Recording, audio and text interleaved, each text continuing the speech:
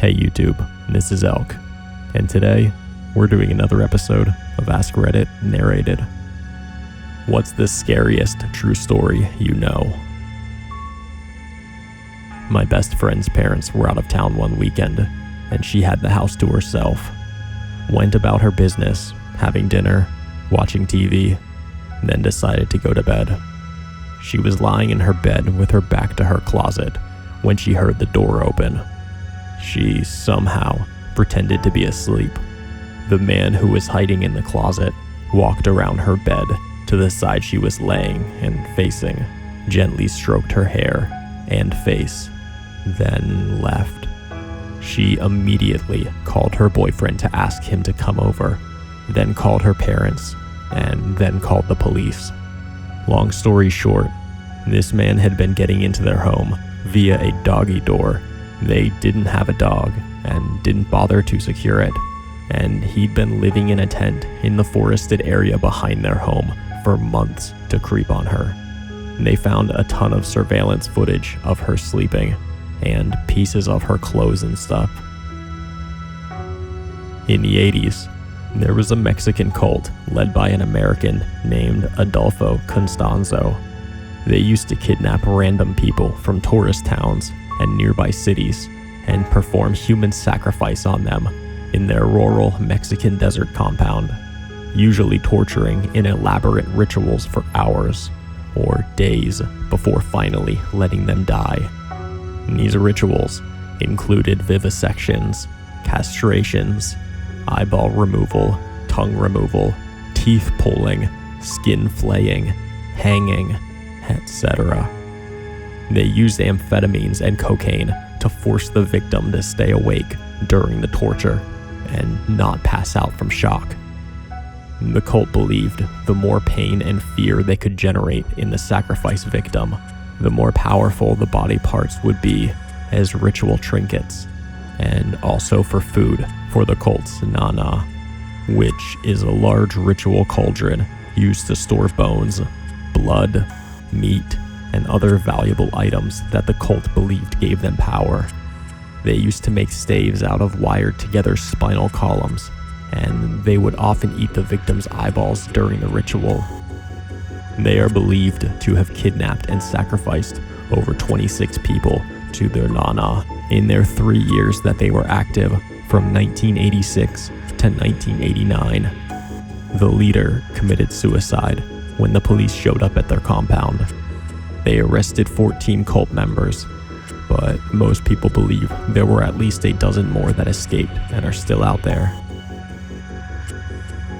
I'm an eye doctor, and I had a patient come to me with an infected eyelid. 2 other doctors tried to treat and failed. They were dumping all sorts of medicine into it, and it wasn't getting any better. At this point, it was swollen and painful for weeks with no improvement, despite being on tons of meds. Apparently, neither of them thought to flip the eyelid upside down. You know, that gross trick some kids do with their upper eyelids. It was a painful maneuver for her very swollen eyelid, which might explain it. Anyhow, there appeared to be what looked like a visible abscess inside the tissue with thick, gooey material. I thought I'd give it a nudge and saw it move. This wasn't an abscess, it was something else. I managed to remove it quite easily in one whole piece. It was a fly larva. The patient told me that she had a bug hit her in the eye a few days before she got this infection. I removed the larva, and within 2 days, the wound closed, and she was 100% recovered on basic antibiotic eye drops. The story of Jamie Kloss is terrifying. In rural Wisconsin last year, a 13 to 14-ish year old girl went missing after her parents were murdered in their home. Police arrived within 4 minutes or so, but she was just gone. Of course, speculation is that she was kidnapped, or that she was in on it, dead, or whatever. Nobody knows because she has completely vanished. 88 days later, in the dead of a northern Wisconsin winter, she runs out into the street to a woman walking her dog. She had been held captive about 40 minutes from her home. All of that is scary enough, but here's the terrifying part. She had never had any contact with the guy that murdered her family and abducted her. One day, he was driving to a new job, at which he only lasted a day, and saw her get on the school bus. At that moment, he decided he was going to take her. And there was no warning, no grooming. There was absolutely nothing that she or her family could have done to avoid everything. A creepy young man saw her from 100 feet away and decided that he would murder her family and take her for himself.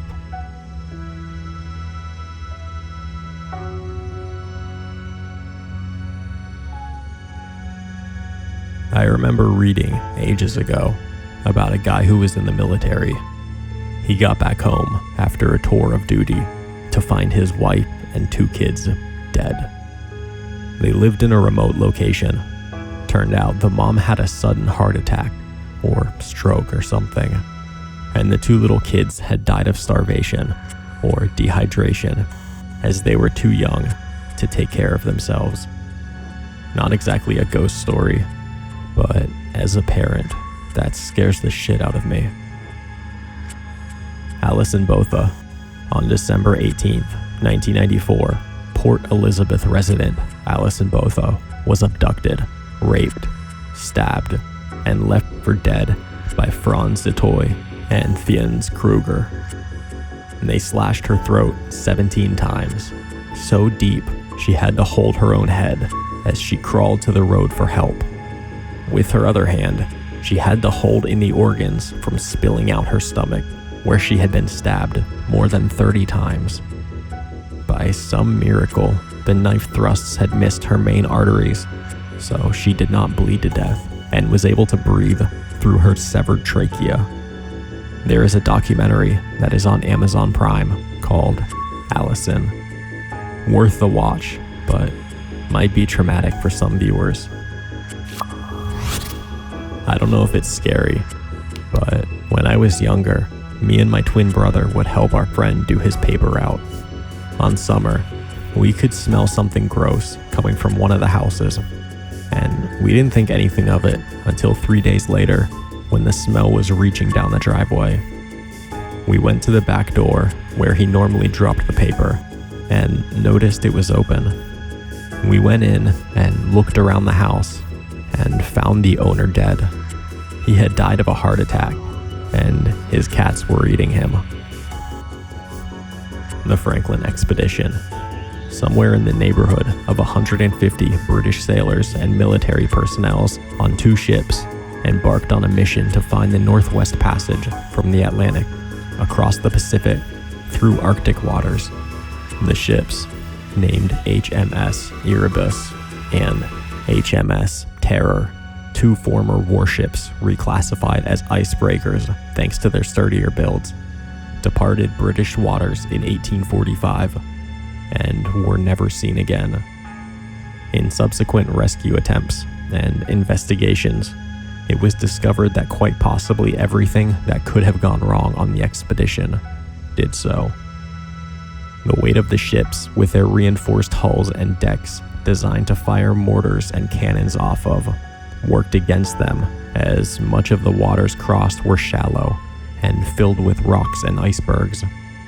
The time chosen to launch the expedition occurred at one of the coldest Arctic periods in recent history, meaning the polar ice, and particularly the pack ice, didn't melt like usual as the ships became locked in the frozen water and essentially experienced an endless winter for over 4 years. The food they stored, which was supposed to last for years thanks to the revolutionary new process of canning, was bought at the lowest bidder. Much of the food was improperly sealed and spoiled, leading to food poisoning. And even the ones that were properly sealed and kept intact were riddled with lead, thanks to the soldering used to keep the food inside fresh. in conjunction with the lead pipes in the ships the men would have been drinking out of for years, meant the entire crews of both ships was slowly being infected with all manner of diseases, namely botulism, scurvy, and heavy lead poisoning, which also affects the mind, leading to memory loss, heavy paranoia, and general mental deterioration, combined with already present tuberculosis that killed a small number of the crew before departing to the Arctic. After about 2 to 3 years stuck in the ice, the captain in charge of the voyage, John Franklin, and many other crew members died in unknown circumstances, and the remainder decided to abandon ships and try to hike out together to the nearest trading outpost and Backfish River in Canada, hundreds of miles away, by loading up their rowboats with supplies and fixing them on sleds to be pulled. All remaining crew perished on that journey. Their remains were discovered by local Inuits, Netsulik tribes, who described desolate campsites of skeleton-like corpses with hastily built, half-open tents, and even human body parts in cookpots, heavily implying that the men resorted to cannibalism in their last desperate hours. My maternal grandfather, in the days before hot water on tap, put a big pot on to boil before leaving for work for his wife and kids to bathe in. The pot boiled over and extinguished the flame, and he returned to find them dead of carbon monoxide poisoning. My mother was from his second marriage. I'm not sure what the entire story is, but there was a body discovered somewhere in Siberia. His cause of death was freezing, but something was off. Turns out, he had been attacked by a tiger. The tiger used his jaws and grabbed the guy by his backpack, picked him up over his head, and slammed him so hard that it snapped both his femurs. Poor dude lived 3 days after the attack, crawling around in the snow. The Broken Arrow killings. 2 brothers brutally murdered their entire family. At one point, their young 5 or 6-ish siblings were hiding in the bathroom when one of the brothers pretended to need their help. As soon as they let him in, he killed them. One of their last words was, "Please don't kill me. I love you." Horrifying story. And that'll conclude today's AskReddit episode. Thank you so much for coming on this journey with me. If you enjoyed the video, please consider liking and subscribing. Until next time.